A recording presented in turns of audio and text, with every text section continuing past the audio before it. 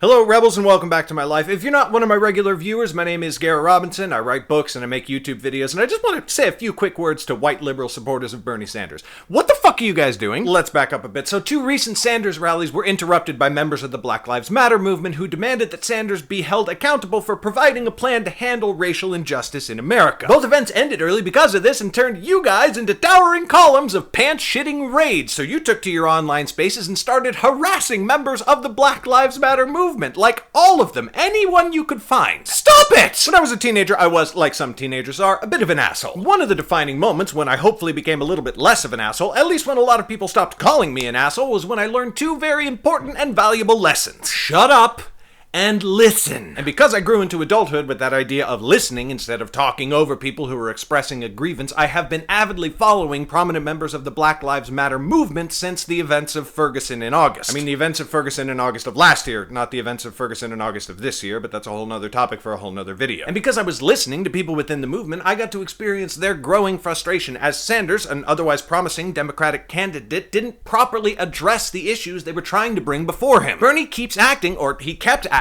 like his plans for economic reforms would solve all of their problems. Which sounds fine until you realize that that plan relies on the idea that racism is not actually part of the problem, and it's all to blame on socioeconomic inequality. The Black Lives Matter movement was not satisfied with this, and then Bernie started canceling appointments that he had already made with them where they could voice their concerns. So some of them responded with the demonstrations that you saw and got so pants on fire livid about. But given the context of events leading up to those protests, which you wouldn't know unless you were listening, it's kind of hard to blame them. And before you leap into the comments talking about Bernie's track record, seriously, one more motherfucker mentions how he marched with King, and I swear I'll track down your IP address. I want you to look at what Bernie did. He stopped deflecting and he listened. He had an hours-long meeting with Simone Sanders, a black attorney who knows what the Black Lives Matter movement is all about, and at the end of the meeting, he hired her as his new press secretary. And she immediately got to work promoting Bernie Sanders' commitment to the Black Lives Matter movement. The Sanders campaign, and this is important, also refused to criticize the people who had protested against him in the past because really, he gets where they're coming from. He actually does. Now, it would be really fantastic if you could all just do the same thing. They already know everything you want to complain about, I promise you. Yes, the Black Lives Matter movement went after Bernie more than any other Democratic candidate and a lot more than the GOP. But can't you see that maybe, just maybe, I'm not definitively stating that this is the case, but they wanted to put their efforts where they thought it would do them the most good. Maybe they believe that if Bernie promises to help them, he'll actually follow through. And he already has. He's finally put out a comprehensive plan for criminal justice reform, something he would not do before no matter how often they asked. Now that he has hired Simone Sanders and is speaking directly to racism, Bernie is no longer the primary problem.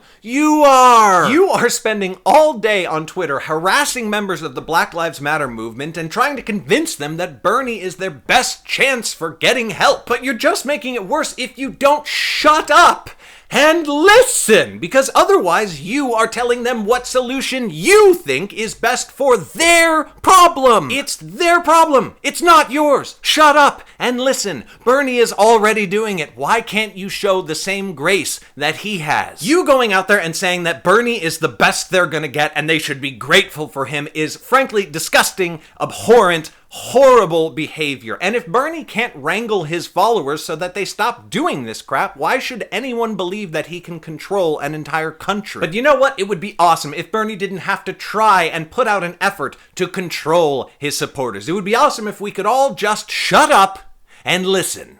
For once. Listen to the members of the Black Lives Movement. Find out what they need and support that. Not just to get Bernie elected. He's going to get nominated or he won't. He'll get elected or he won't. Either way, his run is over in a maximum of 9 years. Black people in America have to live with the consequences of this election for the rest of their lives. We owe them our help, and we can't start after Bernie gets elected. In fact, if we don't start now, Bernie won't be elected. That is the bottom line, and then he will never have a chance to help. If you're still here, I hope you take this video to heart, and remember, shut up and listen. Thank you very much for watching. A shout out to my supporters on Patreon who make my whole YouTube channel possible, especially my sponsors, and I will see you all tomorrow. Bye!